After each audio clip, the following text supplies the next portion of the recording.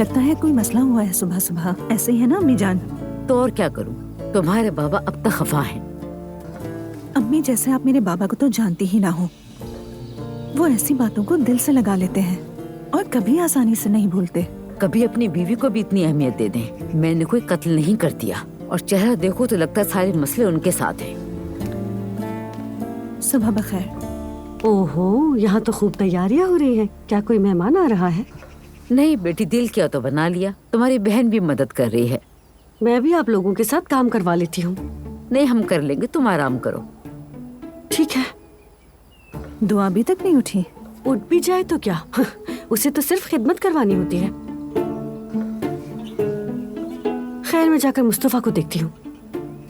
जी ठीक है, वैसे भी सब कुछ तैयार है। जाके बोलो सबको कि मेज पर आ जाए। ठीक है अम्मी।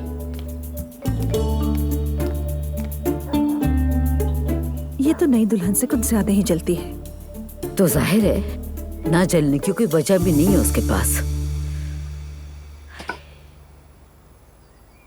एक तो अब तक उसकी कोई औलाद नहीं, तुम्हें क्या ये वजह कम लगती है?